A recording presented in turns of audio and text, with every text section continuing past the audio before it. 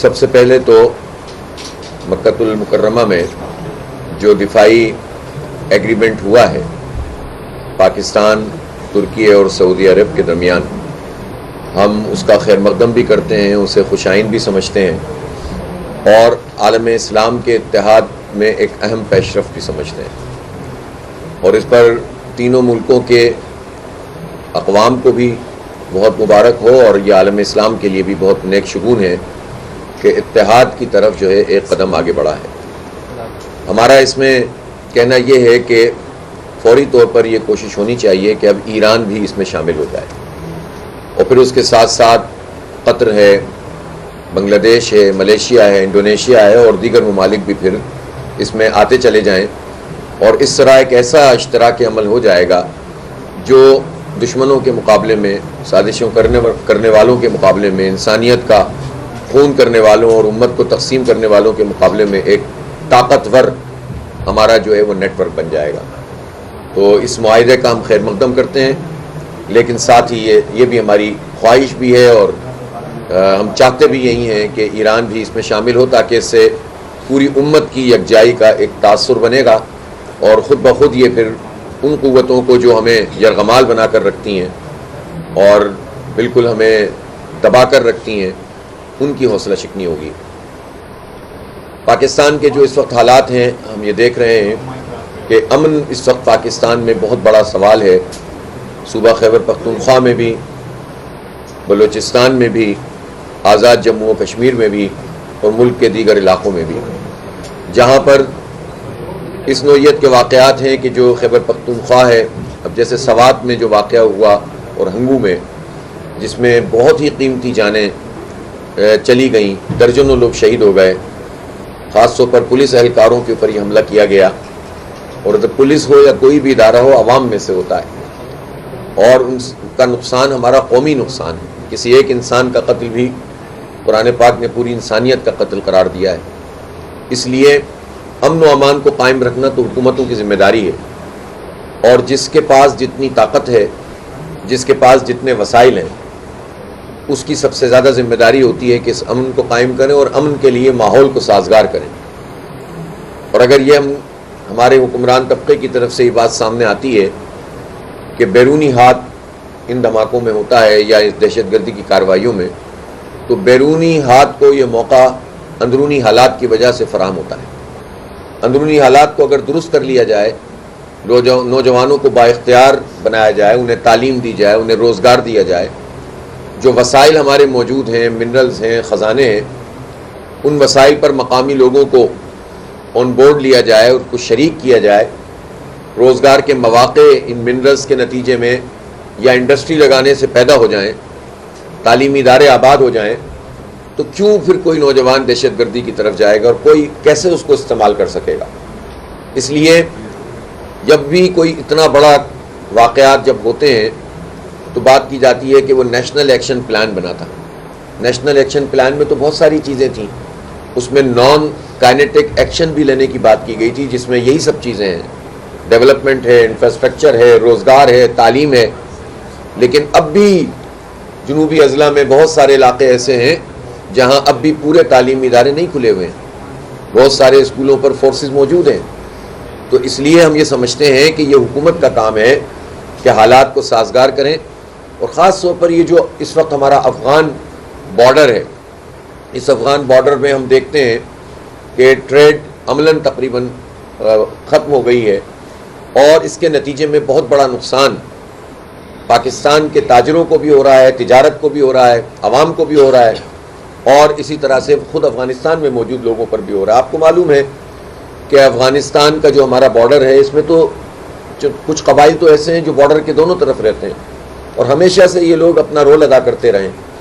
اسی لیے ہم یہ سمجھتے ہیں کہ اس پر پیش رفت کرنی چاہیے، اور افغان حکومت کے ساتھ مذاکرات بھی، بات چیت بھی، اور امن کے اوپر جو ہے وہ ٹھوس اقدامات کرنے چاہیے۔ افغان حکومت کی بھی یہ ذمہ داری ہے کہ وہ اپنی سرزمین کو پاکستان میں دہشت گردی کے لیے استعمال نہ ہونے دے، اور ہر ممکن کوشش کرے کہ وہ اس طرح کے کوئی بھی چیزیں کہ جو ان کی سرزمین کو بنیاد بنا کر پاکستان میں کی جا رہی ہیں، اس کا تدارک کریں، اس کو روکیں، اس لیے کہ وہ ایک حکومت ہے اور انہوں نے اپنی حکومت کی رٹ اپنے ملک میں قائم کی ہوئی ہے. جب یہ رٹ قائم کی ہوئی ہے تو اس رٹ میں اس کو شامل ہونا چاہیے کہ وہاں کی سرزمین دہشت گردی کے لیے استعمال نہ ہو. لیکن پاکستان کی بھی یہ ذمہ داری ہے کہ معاملات کو افہام و تفہیم سے، مذاکرات سے حل ہونا چاہیے. اور اگر ہم نے سنا تھا کہ افغان وزیر خارجہ یہاں پر ان کو آنا تھا، تو اچھا ہے کہ اس طرح کے اقدامات ہوں، وفود کا تبادلہ ہو. اور اس میں بین الاقوامی سطح پر بھی میں سمجھتا ہوں کہ یہ بہت جو پیش رفت ہوئی ہماری ترکی اور سعودی عربیہ والی، ان ممالک کو بھی ہم اس میں استعمال کر سکتے ہیں کہ افغانستان کے ساتھ بیٹھ کر ہم بات چیت کریں اور ٹھوس بنیادوں پر اس امن کو قائم کریں اور دیرپا کریں. ہم یہ سمجھتے ہیں کہ یہ جو پورا افغان بارڈر ٹریڈ ہے، اس کے اوپر ورکنگ ہونی چاہیے. اور مشران یعنی بڑے جو ہوتے ہیں قبائل کے، جو برسہ برس سے رہتے ہیں، ان پر مشتمل، تاجروں پر مشتمل، علماء پر مشتمل اور دیگر اسٹیک ہولڈرز پر مشتمل ایک ایسا گریٹر جرگہ بننا چاہیے جو بارڈر ٹریڈ زون کو یقینی بنائے اور پھر امن و امان بھی ان کی ذمہ داری ہو. یہ ایک عمومی خاکہ ہے، اس پر ہم ورکنگ بھی کر رہے ہیں، بہت تفصیل سے اس پر بات چیت بھی ہو رہی ہے. اور جماعت اسلامی یہ سمجھتی ہے کہ دیرپا امن کے لیے یہ جو بارڈر ٹریڈ زون بنانے کی بات ہے اور اس کے لیے پورا انتظام کرنا ہے، یہ ایک بہت سنجیدہ کوشش ہو سکتی ہے. میں اس موقع پر وادی تیرہ میں موجود وہ لوگ جو کہ اب موجود نہیں ہیں، ان کو مارچ میں کہا گیا تھا کہ آپ 1 مہینے کے لیے چلے جائیں، اور IDPs وہ بن گئے اور ان سے کچھ وعدے بھی ہوئے تھے کہ ہم اس طرح کی کمپنسیشن دیں گے، لیکن وہ کمپنسیشن بھی نہیں دی گئی جو ان کا کمیٹی تھی اور جرگہ تھا. اور اپریل کے بجائے اب یہ اگست آ گیا ہے، لیکن ابھی تک وہ اپنے گھروں میں واپس نہیں جا سکے. تو جب حکومتوں اور ریاستوں کی سطح پر اس طرح سے وعدہ خلافی ہوتی ہے تو لوگوں میں پھر تشویش بھی پیدا ہوتی ہے، غم و غصہ بھی پیدا ہوتا ہے. تو حکومت کی ذمہ داری اور خاص طور پر صوبائی حکومت کو اس پہ توجہ دینی چاہیے. ان کا براہ راست یہ معاملہ ہے، ان کے شہری ہیں، کہ وہ وفاقی حکومت کے ساتھ مل کر وادی تیرہ کے اور راجگال ان کے تمام لوگوں کو ان کے گھروں پر واپس لے جانے کا بندوبست بھی کریں اور امن کو بھی قائم کریں. اس لیے کہ یہ کمٹمنٹ گورنمنٹ کی تھی اور یہ کمٹمنٹ گورنمنٹ کو پوری کرنی چاہیے. اس وقت جو جماعت اسلامی کی پوری تحریک ہے، جو عوام کے مسائل کو سامنے رکھ کر ہم چلا رہے ہیں، اس میں ہمارا نہ کوئی ذاتی غرض ہے، نہ ہماری پارٹی کا کوئی مفاد ہے، بلکہ 25 کروڑ لوگ آج جس اذیت میں ہیں، وہ اذیت سب سے بڑی یہ ہے کہ ان پر مہنگائی کے بم گرائے جاتے ہیں. پیٹرول کی قیمت اس وقت اتنی زیادہ ہے جو کسی بھی طریقے سے جسٹیفائیڈ نہیں ہے. پورے خطے میں کسی ملک میں بھی عالمی حالات کے خراب ہونے اور جنگ کے بعد 1-2 دفعہ سے زیادہ پیٹرول کی قیمتوں میں تبدیلی نہیں ہوئی تھی. لیکن پہلے گورنمنٹ مہینے میں کرتی تھی، پھر 15 دن میں، پھر ہفتے میں، اور اب اس نے روزانہ کی بنیاد پر رد و بدل شروع کر دیا ہے.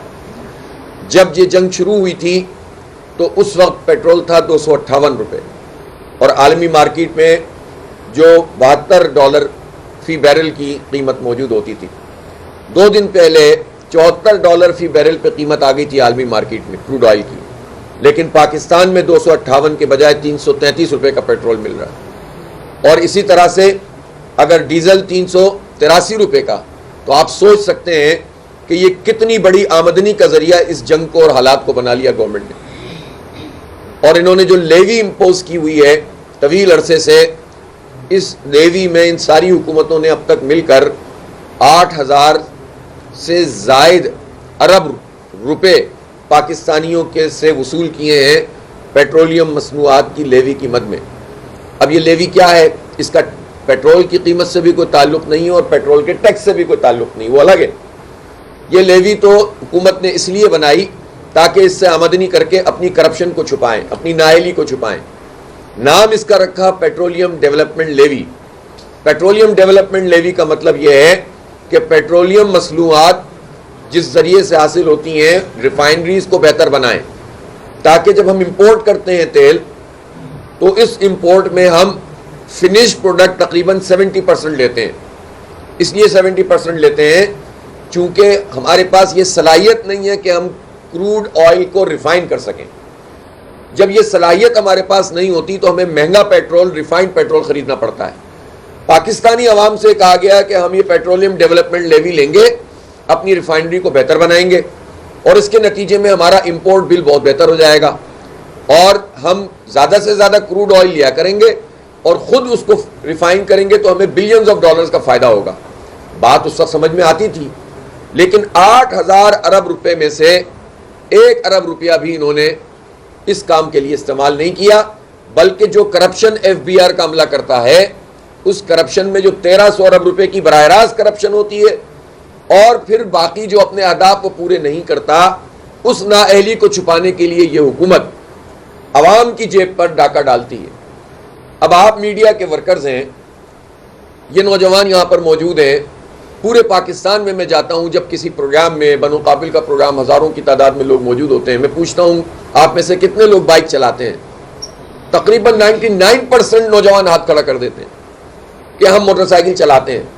تو یہ طالب علم تو وہ ہیں جن کی آمدنی نہیں ہے, لیکن یہ گورنمنٹ کو فی لیٹر 125 روپے اس وقت بھی ٹیکس ادا کر رہے ہیں, جس میں سے لیوی الگ اس میں شامل ہے. تو بھائی جس کی آمدنی ٹیکسیبل نہیں ہے, جس کی آمدنی نہیں ہے, اب بائکیا والے, میڈیا ورکر, ان ڈرائیو کرنے والے, گاڑی بھی لے کر جو ٹیکسی کا کام کرنے والے, فوڈ ڈیلیوری کرنے والے, رائڈرز, یہ سارے وہ لوگ ہیں جن کی آمدنی ٹیکسیبل نہیں ہے, لیکن یہ سارے کے سارے گورنمنٹ کو ایک بہت بڑا جگہ ٹیکس, بھتہ ٹیکس دے رہے ہوتے ہیں, اور یہ لیوی ان کے اوپر امپوز کی ہوئی ہے. تو یہ بہت بڑی زیادتی ہے, جس کے نتیجے میں ہوا کیا کہ پچھلے سال ہدف رکھا گورنمنٹ نے کہ ہم 1700 ارب روپے کی لیوی جمع کریں گے, جو ظلم, لیکن انہوں نے 1700 نہیں 1900 ارب روپے جمع کیے. آپ اندازہ لگائیں کہ یہ اس طرح لوگوں کے اوپر بم گرا کر, اور اس کے نتیجے میں ساری ایکٹیویٹی, جب ڈیزل کی قیمت بڑھتی ہے تو پھر سبزیوں کی قیمت بھی بڑھ جاتی ہے, کھانے پینے کی چیزوں کی قیمت بھی بڑھ جاتی ہے, جتنی چیزیں مال برداری ہوتی ہے ان سب کی قیمت بڑھ جاتی ہے. پچھلے 4 دن پہلے 5 دن پہلے خبر آئی کہ 27 اشیاء پہ مزید اثر پڑا ہے پیٹرول کی قیمت کا, اور وہ مہنگی ہو گئی. اور یہ تو صرف وہ ہے جس کی رپورٹ آ گئی ہے, پھر جو قیمت بڑھ جاتی ہے وہ واپس نہیں آتی, کیونکہ کوئی حکومت نام کی چیز تو موجود نہیں ہے. تو اس ظلم کے خلاف کون آواز بلند کرے گا؟ بدقسمتی سے سیاسی جماعتوں کو اس بات کی فرصت نہیں ہے کہ وہ جنوین عوامی ایشوز پر بات کریں. اسی لیے ہم نے ان بنیادی مسئلوں کو ہائی لائٹ کیا اور پوری قوم میں ایک موبلائزیشن پیدا کی ہے. خاص طور پر نوجوان اس تحریک کا راول دستہ ہیں, اور 7 تاریخ کو پرسوں جو تاریخی احتجاج جماعت اسلامی نے کیا ہے, یہ پاکستان کی ہسٹری میں ایسا نہیں ہوا. یہ ایک پرامن سیاسی مزاحمت کا ایک نیا باب روشن ہو گیا ہے. اس سے پتہ چلتا ہے کہ منظم جماعت ہو, اس کا کوئی اپنا ذاتی نہ لیڈر کا مسئلہ ہو, نہ پارٹی کا مسئلہ ہو, عوام کا جینوئن ایشو ہو, تو وہی ایڈریس کر سکتی ہیں ان چیزوں کو. اور پاکستان میں اسی کی ضرورت ہے. ہم نے تمام بڑی شاہراہیں بند کی 3-4 گھنٹے کے لیے, 5 گھنٹے کے لیے. ہم نے شہروں کی بھی بڑی بڑی شاہراہیں بند کی, نکسیر نہیں پھوٹی کسی کی, کسی کو تکلیف نہیں ہوئی. کوئی ایمبولینس ایسی دعویٰ نہیں کر سکتی کہ میرا راستہ رکا. اسے مینجمنٹ کہتے ہیں, اسے نظم و ضبط کہتے ہیں, اسے آرگنائزیشن کہتے ہیں, اور اسے عوامی تائید کہتے ہیں. یہ عوامی تائید کے بغیر نہیں ہو سکتا. اس لیے اس اسکیل کے اوپر پاکستان میں کسی بھی کی یہ صلاحیت ہی نہیں ہے کہ وہ اس طرح احتجاج کو منظم کر سکے. اور منظم احتجاج ہی انقلاب کی طرف پیش رفت کرتا ہے. ہجوم کے نتیجے میں تو طاقتور لوگ مزید طاقتور بن جاتے ہیں اور اس کو استعمال کر لیتے ہیں. تو یہ میں مبارکباد پیش کرتا ہوں پاکستانی قوم کو کہ جس نے 7 اگست کو وہ تاریخی احتجاج کیا ہے جس نے ایک سمت متعین کر دی ہے. اب مختلف پارٹیوں کے لیے بھی یہی بات ہے کہ وہ اسی طرح کی چیزوں جو ہے وہ کریں اور عوامی ایشوز کے اوپر لوگوں کو کال دیں. تو جماعت اسلامی عوام کے ان مسئلوں کو لے کر چل رہی ہے, اور ہمارا مطالبہ بہت سیدھا سیدھا ہے کہ پیٹرولیم لیوی کو تو بالکل ختم ہونا چاہیے, اور جو ٹیکس انہوں نے لگائے ہوئے ہیں سوائے اس کے کہ جو ریفائنری, جو آئل پیٹرولیم کی مصنوعات کو ایک جگہ سے دوسری جگہ لے آنے کی قیمت ہوتی ہے یا ریفائن کرنے کی قیمت ہوتی ہے, اس کے علاوہ یہ ٹیکس بھی ختم ہونے چاہیے. 225 روپے پیٹرول کی قیمت ہونی چاہیے, اور ڈیزل کی بھی. یہ بھی چکر دیتے ہیں کہ کبھی ڈیزل کی قیمت بڑھا دیتے ہیں, اس پہ لیوی بڑھا دیتے ہیں, کبھی اس پہ بڑھا دیتے ہیں, اعداد و شمار کا گورکھ دھندا کرتے ہیں. اور پہلے تو لوگوں کو پتہ بھی نہیں چلتا تھا کہ یہ لیوی ہے, ہوتی کیا ہے. اللہ کا شکر ہے کہ یہ اویئرنیس جماعت اسلامی نے پیدا کی ہے. تو اس لیوی کو ختم ہونا چاہیے, پیٹرول کی قیمت کو 225 روپے پہ ہونا چاہیے, اور ظاہر ہے کہ ہم یہ سمجھتے ہیں یہ جو آئی پی پیز مافیا کا تسلط ہے، جو پچھلے 4 سال کی رپورٹ خود گورنمنٹ نے سامنے لے کر آئی، گورنمنٹ اس نے یہ بتایا کہ پاکستان میں بجلی بنانے پہ جو خرچہ ہوا ہے اس خرچے سے زیادہ بجلی نہ بنانے کے پیسے دینے پر ہوا ہے. یعنی بنانے کا خرچہ کم ہے اور نہ بنانے پر شاباش دینے کا خرچہ جو ہے زیادہ ہے. کیپیسٹی پیمنٹ اس کو کہتے ہیں. اور جعلی قسم کے معاہدے کیے گئے اپنے پسند کے لوگوں کو نوازنے کے لیے.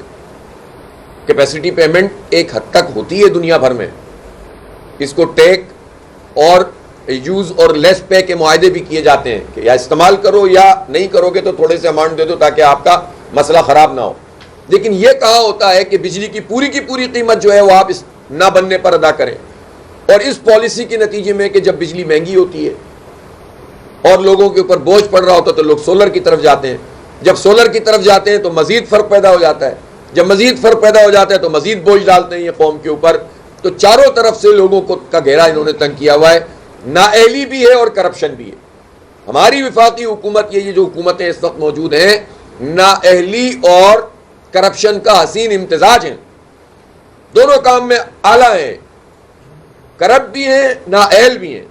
اور ان لوگوں کو لا کر فارم 47 کی بنیاد پر ہم پر مسلط کیا ہوا ہے. لہٰذا یہ بہت ضروری ہے کہ عوام اپنے حق کے لیے نکلیں. اور آئی پی پیز مافیا کے خلاف ہم نے دھرنا دیا، احتجاج کیا اور گورنمنٹ مجبور ہوئی اور اس نے معاہدہ کیا آئی پی پیز سے. اور اس کے نتیجے میں بجلی سستی ہوئی. جو 2 سال پہلے کے بل اور آج کے بلوں میں فرق ہے، لیکن ظاہر ہے کہ یہ مسئلے کا حل نہیں ہے. مجموعی طور پر ان سارے معاہدے جو ختم ہو گئے ان کو ختم کر دیا جائے، اس لیے کہ بجلی کی ہماری پیداواری صلاحیت زیادہ ہے. اور جو ایسے معاہدے ہیں کہ جن پر چلا جا سکتا ہے ان کو ری نیگوشیٹ کیا جائے تاکہ یہ بوجھ ہم پہ نہ پڑے، عوام پہ نہ پڑے، بجلی کو بلوں میں لگ کر نہ آئے. اسی طرح سے آپ یہ دیکھیں کہ گندم، چینی، ان تمام چیزوں کے اوپر مافیاز ہیں جو پوری طرح سے پاکستان کے اوپر انہوں نے گرفت کی ہوئی ہے. پاکستان میں یہ جو ایلیٹ کیپچر ہے، یہ ایلیٹ کیپچر جس میں بڑے بڑے لوگوں کو ٹیکسوں میں چھوٹ ملتی ہے، بڑے بڑے اداروں کو چھوٹ ملتی ہے، مراحت ملتی ہیں، یہ سب ملا کر $17 بلین تک بنتا ہے. $17 بلین غریبوں کو نہیں ملتا، چند لوگوں کو ملتا ہے، اس کی چھوٹ ملتی ہے اور ان کے نتیجے میں غریبوں کے اوپر عذاب آتا ہے. اس ایلیٹ کیپچر سے پاکستان کو نکالنا ہے، اس کے لیے جدوجہد کرنی ہے. اور یہی وجہ ہے کہ جماعت اسلامی صرف ایک احتجاج نہیں کہ ہم نے 500 سے زیادہ مقامات پر سڑکوں پر آ کر احتجاج کیا ہے. اب 16 تاریخ کو انشاءاللہ 16 اگست کو چاروں صوبوں میں بیک وقت دھرنے ہوں گے. پنجاب میں وزیر اعلیٰ ہاؤس پہ ہوگا اور خیبر پختونخوا اور بلوچستان اور سندھ میں گورنر ہاؤس پہ ہوگا. اور یہ دھرنے ہم شروع کریں گے. ہمارا کوئی ذاتی ایجنڈا، پارٹی ایجنڈا نہیں ہے. ہمارا ایجنڈا یہ ہے کہ پیٹرول کی قیمت 225 روپے کرو. ہمارا ایجنڈا یہ ہے کہ لیوی کے عذاب سے ہمیں بچاؤ، جو عوام پر، غریبوں پر اور مڈل کلاس لوگوں پر یہ جو بوجھ ڈالا گیا ہے.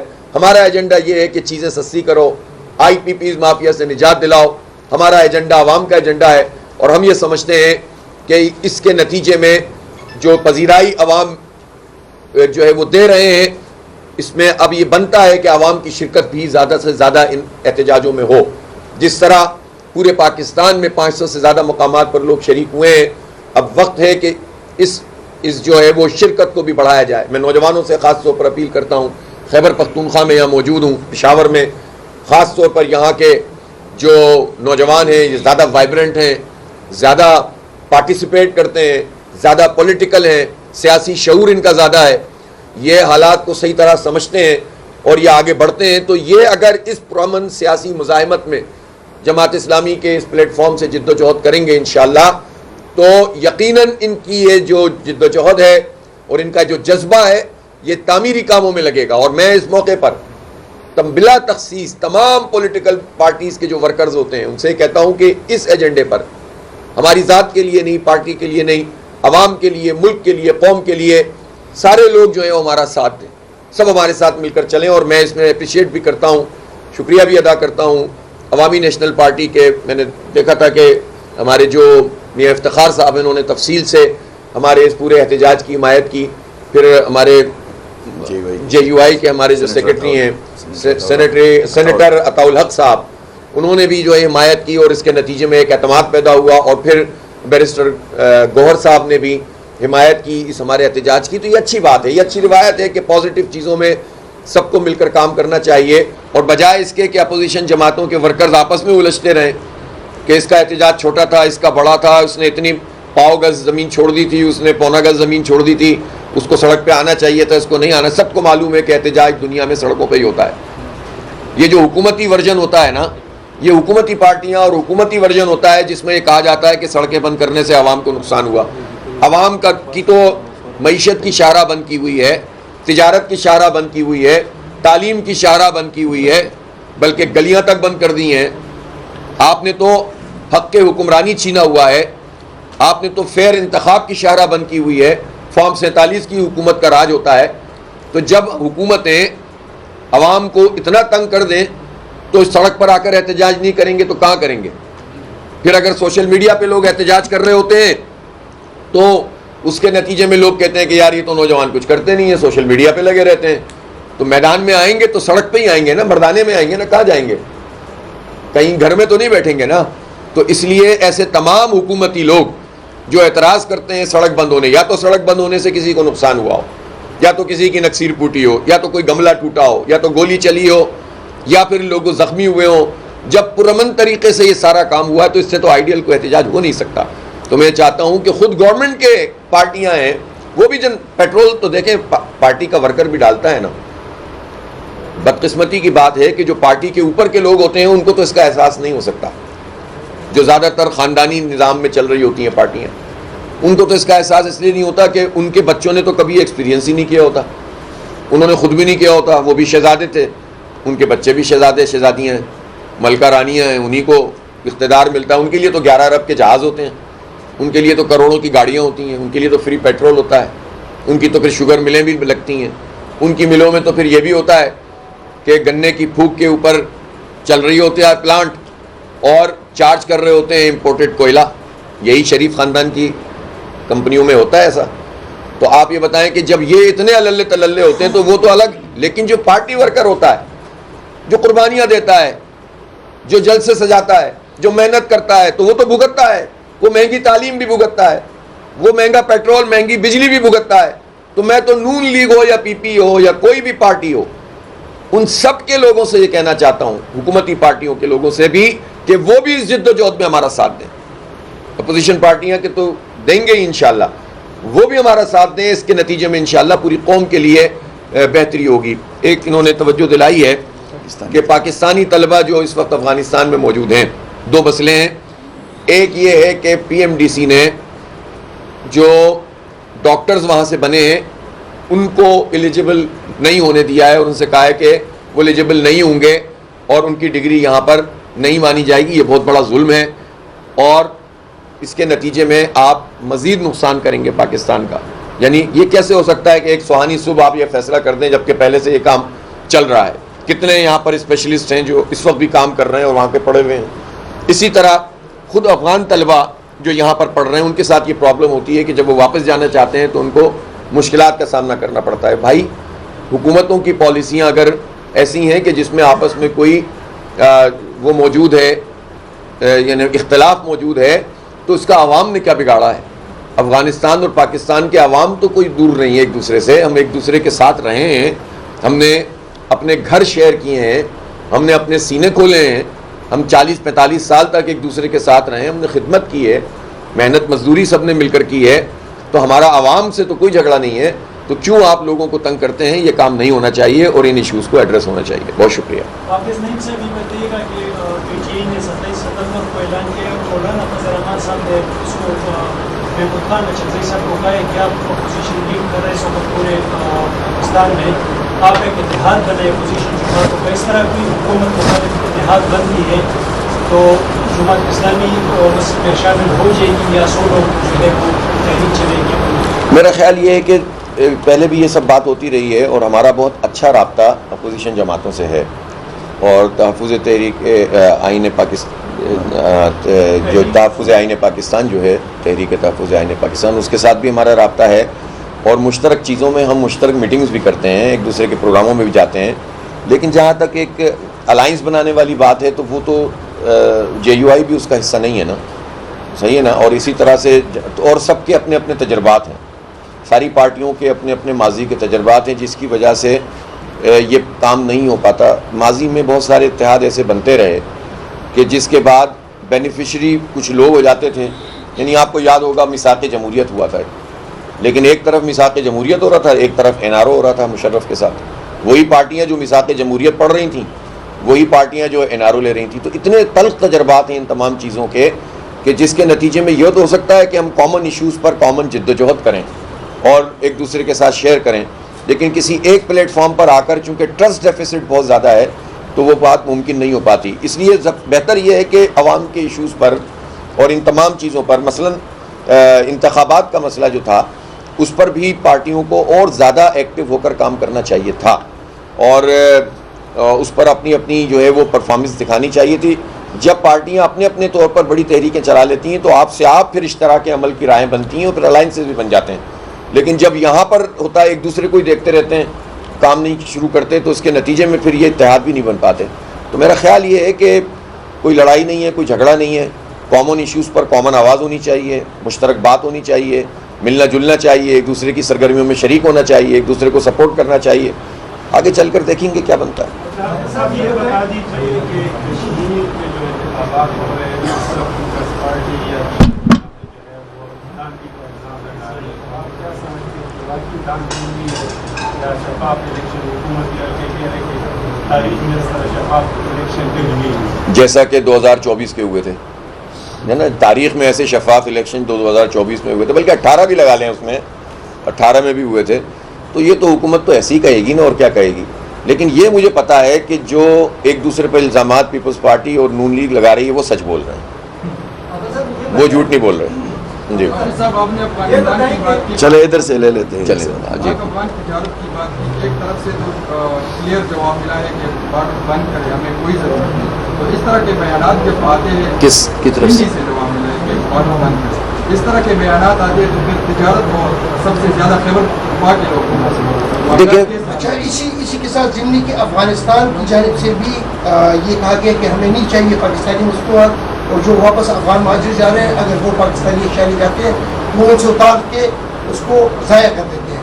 تو کیا اس ماحول میں آپ کی بات جو بارڈر, میرا خیال ہے کہ اس مسئلے کو سب سے زیادہ جو ہماری تجویز ہے اسی سے بہتر کیا جا سکتا ہے کہ جب بارڈر کے دونوں طرف کے مشران, تاجران, علماء کرام اور اسٹیک ہولڈرز ایک گریٹر جرگے میں بیٹھیں گے اور ان کی پھر کمیٹیاں بنیں گی, تو یہ سب ایک دوسرے کے مفادات کا تحفظ بھی کریں گے اور پھر امن کے لیے بھی وہ لوگ ایسا انتظام کریں گے جس سے دونوں طرف امن بھی قائم کریں. تو میرا خیال یہ ہے کہ اس پر پیش رفت ہونی چاہیے. بیان بازیاں تو ہوتی رہتی ہیں, لیکن یہ افغانستان کے ساتھ ہم کوئی لڑائی ایفورٹ تھوڑی کر سکتے, نہ افغانستان ہمارے ساتھ کر سکتا ہے. تو اب ان حکومتوں کو سمجھنا چاہیے کہ اب حالات کو ایسا سازگار بنایا جائے جس کے نتیجے میں تجارت بھی ہو اور خون بہنا بھی ختم ہو, دہشت گردی بھی ختم ہو. احتجاج کے لیے نکل رہے وہ ان کی تعداد بہت کم ہے, کیا ان میں کے لیے آپ نہیں, آپ نے دیکھا تھا یہاں احتجاج چکدرہ پہ دیکھا تھا, آپ نے رشکئی پہ دیکھا تھا, پشاور میں دیکھا تھا. تو ہو سکتا ہے آپ چاہتے ہو کہ مزید بھی ہو جائیں, لیکن بہت تعداد تھی الحمدللہ, پورے پاکستان میں تھی. یار ابھی تو رکو نا, ایک سوال کا جواب تو دینے دے یار. اسی احتجاج سے ریلیٹڈ ہے, 16 تاریخ کو دوبارہ احتجاج ہو رہا ہے اور آپ نے کہا ہے کہ عوامی نیشنل پارٹی اور PTI کے بیرسٹر گور صاحب نے حمایت بھی کیا. تو یہ جو 16 تاریخ کا احتجاج ہو رہا ہے اس میں آیا ان میں سے کوئی کنفرمیشن ہے کہ آپ کے ساتھ نہیں, انہوں نے جو ہمارے 500 سے زیادہ مقامات تھے اس پہ جو دھرنے تھے اس کی حمایت کی تھی ان لوگوں نے, JUI نے, NP نے اور PTI نے, اور ہم نے اس کا شکریہ ادا کیا ہے. اور ظاہر ہے کہ ہم توقع رکھتے ہیں کہ ساری جماعتیں پازیٹیو چیز ہے یہ, تو اس پر ہم اس تعاون کو برقرار رکھیں گی. اور باقی سیاسی جماعتوں میں تو ایک دوسرے کے پروگراموں میں شرکت اور یہ سب لیڈرشپ کی سطح پہ بھی ہوتا ہے, ورکرز کی سطح پہ بھی ہوتا ہے, تو یہ بھی جاری رہے گا. اصل تو ایشو ہے کہ اس ایشو کے اوپر ہم نے ایک کال دی ہے, ہم سب سے کہہ رہے ہیں کہ وہ اس میں ہمارے ساتھ دیں. جو ساتھ دے گا, جو دے گا اس کا بھی بھلا, اور جو نہ دے گا وہ اس کا بھی بھلا ہی ہے. احتجاج کی ٹائمنگ کے حوالے سے ایک تاثر ہے کہ ہوا چلی ہے نا, پیچھے نقوی کا پریس کانفرنس دیا ہے, حکومتی پارٹیوں کا کے خلاف ہے. ایک تاثر ہے کہ جماعت اسلامی کو بھی اس طرح کوئی اشارہ مل جاتا ہے, انویزیبل فورسز کی طرف سے وہ ایکٹیو ہو جاتے ہیں, تو ابھی یہ احتجاج کو انٹینسیفائی کیا گیا ہے. نہیں, اب یہ تو جب بھی آپ کریں گے تو کوئی نہ کوئی اشارے تو چل ہی رہے ہوتے ہیں. ہے نا. پاکستان تو اشاروں پہ ہی چل رہا ہے نا, بلکہ اشاروں پر عمل کر کے مسلط ہی کر دیا جاتا ہے, انہی پہ چل رہا ہے. یہ جو پورا عمل ہوا ہے پچھلے دنوں, یہ تو خود اعتراف کیا ہے اس پورے نظام کو چلانے والوں نے اپنی ناکامی کا. اور یہی بات تو ہم نے آج سے 1 سال پہلے جو لاہور میں مینار پاکستان پر تاریخی اجتماع کیا تھا, اور اس میں لاکھوں کی تعداد میں لوگ موجود تھے, ہم نے یہی تو ہمارا مطالبہ پورا کیا ہے حکومت نے.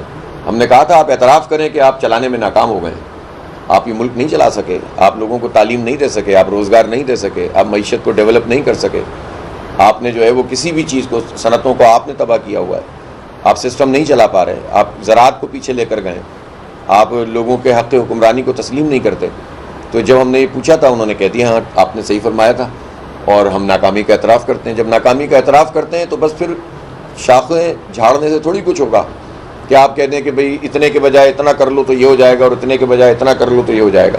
پورے نظام کو ریوزٹ کرنا پڑے گا, اور اپنی اپنی چیزوں سے دستبردار ہونا پڑے گا. جو آئینی حدود کو پامال کر کے لوگوں نے ایک ایلیٹ کیپچر بنایا ہوا ہے, اور اس میں سب شامل ہیں, کوئی ایک طبقہ نہیں ہے, ان سب کو جو ہے پیچھے ہٹنا پڑے گا, اپنے آئین کے مطابق, اپنی حدود کے مطابق کام کرنا پڑے گا, تبھی معاملات آگے بڑھیں گے.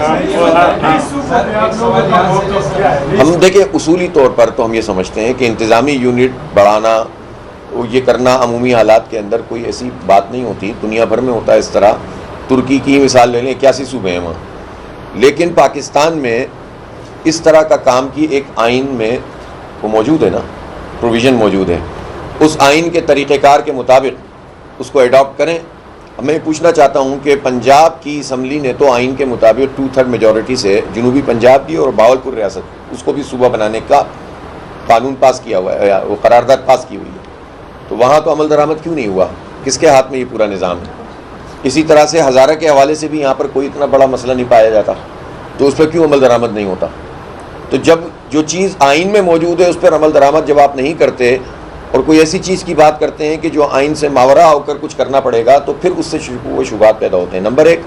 اور نمبر 2 بات یہ ہے اس میں کہ کوئی بھی ایسی چیز کہ جو وہ حکومت کرے جس کی حیثیت ہی نہیں ہے, لوگ اسے تسلیم ہی نہیں کرتے. مثلا پاکستان میں اس وقت جو حکومت موجود ہے وہ تو آپ ابھی لوگوں سے پوچھ لیں, 90% سے زیادہ لوگ کہیں گے کہ یہ تو, بلکہ جنہوں نے ووٹ ڈالا ہے وہ بھی سمجھتے ہیں, اگر تھوڑے بہت لوگوں نے ان کو ووٹ ڈالا ہے وہ بھی یہ سمجھتے ہیں کہ یہ جائز طریقے سے حکومت میں نہیں ہے.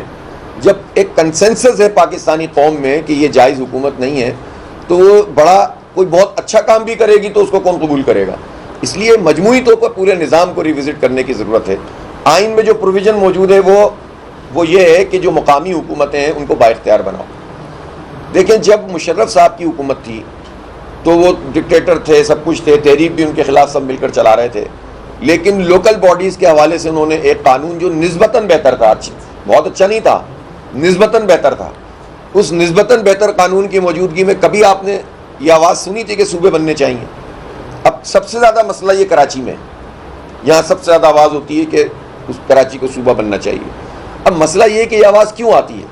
یہ آواز اس لیے آتی ہے کہ جب آپ کراچی کے رہنے والوں کو جاب بھی نہ دیں, ان کو رہنے والوں کو جو ہے وہ آپ تعلیم بھی نہ دیں, وہاں سڑکیں بھی نہ دیں, وہاں کچرا چننے کا اختیار بھی صوبے کے پاس ہو, وہاں پر واٹر اینڈ سیوریج بھی صوبے کے پاس ہو, وہاں پر جو ہے وہ کراچی بلڈنگ کنٹرول اتھارٹی کو سندھ بلڈنگ کنٹرول اتھارٹی بنا لیا جائے, کوئی نچلی سطح پر اختیارات کو آپ ڈیوالو نہ کرتے ہوں, 3000 سے زیادہ ارب روپے کے پیسے نہیں دیے ہوں, تو پھر لوگ یہی مطالبہ کریں گے نا.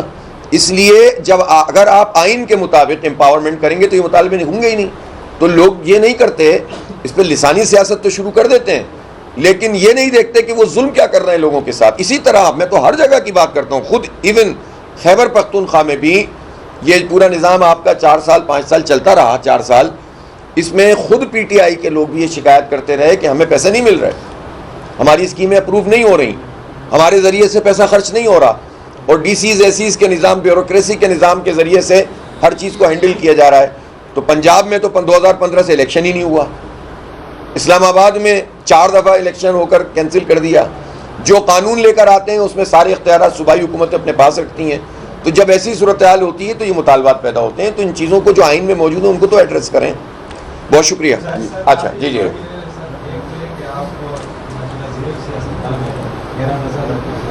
بتا سکتے کشمیر کے حوالے سے آپ کیا نظر رکھتے ہیں؟ سعودی دربار ہے دوسرا مختصر اس کا بھی جواب ہے وفاقی حکومت کے بارے میں جو ہوئی ہو رہی ہے جو جانے والے ہیں اس حوالے سے آپ کو کیا رائے ہے؟ اچھا، آزاد جموں و کشمیر کے حوالے سے تو ہمارا موقف بہت واضح ہے کہ اس مسئلے کو مذاکرات کے ذریعے سے حل ہونا چاہیے. طاقت کے استعمال سے یہ مسئلہ بگڑ گیا ہے، بگڑ رہا ہے اور بگڑ جائے گا مزید. اور اس میں یہ جو عاقبت نااندیشی ہوتی ہے حکومت کی اور مختلف اداروں کے لوگوں کی، ایک افسر آتا ہے 3 سال کے لیے اس کی اپوائنٹمنٹ ہوتی ہے، وہ کہتا ہے میرے پاس تو یہ لائن ہے کہ بس مجھے طاقت کے ذریعے سے کچلنا ہے، مسئلہ حل کرنا ہے. اور میں دیکھتا ہوں کہ کون آگے آتے ہیں، ہم نے اس کو بھی فکس کر دیا، ہم نے اس کو بھی فکس کر دیا. یہ جو لینگویج ہوتی ہے نا، یہ کبھی بھی قوم کو آگے نہیں بڑھاتی، وہ راستے بند کر دیتی ہے. اس مینٹلٹی سے ان اداروں کو اور حکومت کو نکلنا پڑے گا اور امن کو موقع دینا پڑے گا. ایسے لوگ موجود ہیں پاکستان میں جو جوائنٹ ایکشن کمیٹی سے بھی بات کر سکتے ہیں اور جو حکومت سے بھی بات کر سکتے ہیں، لیکن جب آپ ان کو موقع نہیں دیتے تو اس کے نتیجے میں مزید بند گلی میں چلے جاتے ہیں اور اس وقت بند گلی میں جو دھکیلنے والا عمل ہے یہ ختم ہونا چاہیے. اسی طرح میں جوائنٹ ایکشن کمیٹی سے بھی یہ ضرور کہنا چاہوں گا کہ وہ بھی کچھ لچک پیدا کریں اور اس کے نتیجے میں، یعنی ایک تو پاکستان کے فریم ورک میں ہی ساری بات ہوگی نا، ظاہر ہے اس کے علاوہ تو کوئی بات نہیں ہو سکتی. یہ تو نہیں ہو سکتا کہ ہم ایسے فریم ورک میں بات کریں جس سے ہمارے دشمن کو فائدہ ہو، لیکن اس کے ساتھ ساتھ یہ بھی ہونا چاہیے کہ اب کچھ ایسے لوگ بیچ میں آئیں کہ جو اس مسئلے کو ریزالو کر سکتے ہیں. جماعت اسلامی نے اس کی پیشکش کی، کوشش کی. آپ نے دیکھا تھا کہ میں خود تمام اپوزیشن جماعتوں کے ذمہ داران سے جا کر ملا تھا اور وہ سب آن بورڈ ہوئے، لیکن حکومت کی طرف سے رسپانس نہیں ملا. جب حکومت کی طرف سے رسپانس نہیں ملا تو معاملہ اسٹک ہو گیا اور اس کے بعد اب یہ ہوا کہ پھر خون بہنے لگا. تو اس خون کو نہیں بہنا چاہیے، یہ ہمارا اپنا خون ہے. اگر جو مظاہرین ہوتے ہیں ان کا خون گرتا ہے تو ہمارا خون ہے، ہمارے بچے ہیں. اور اگر پولیس والا بھی کوئی اس کا خون بہتا ہے تو وہ بھی ہمارا بچہ ہے، ہمارا نوجوان ہے. اس لیے یہ کیا ہے، ہم آپس میں کیوں لڑیں؟ مسئلے کو حل کریں، جو جینوئن مطالبات ہیں ان کو مانیں. جس کے بارے میں ہماری رائے یہ ہے کہ اس پر گفتگو ہو سکتی ہے، اس پر کمیٹی آگے بڑھے اور اس کے لیے جوائنٹ ایکشن کمیٹی تیار بھی ہو جائے گی. ہماری ابتدائی بات ان سے ہوئی بھی ہے. لیکن اگر آپ صرف طاقت کے ذریعے سے مسئلے کو حل کریں گے تو مسئلہ صرف ایکشن کمیٹی نہیں ہے. آزاد جموں و کشمیر کے لاکھوں ملینز میں جو عوام ہیں وہ ہیں، ان عوام میں نفرتیں نہ پیدا کریں اور کشمیر کی جو بین الاقوامی حیثیت ہے اس کے اوپر حرف آ رہا ہے. 78 سال ہم بھارت کو آئسولیٹ کر کے رکھتے رہے اور پہلی مرتبہ بھارت کو یہ موقع ملا ہے کہ وہ آزاد کشمیر پر بات کر رہا ہے. تو یہ سوچنا چاہیے جو لوگ پالیسی بناتے ہیں کہ ان کی پالیسی کامیاب ہے کہ ناکام ہے. اپنے دشمن کو فائدہ پہنچانے والی کوئی پالیسی کیسے کامیاب ہو سکتی ہے؟ اس لیے اس کو ریوزٹ کریں اور بات کریں، ثالثی کو قبول کریں، اب بات کو آگے بڑھائیں اور مسئلے کو ریزالو کریں.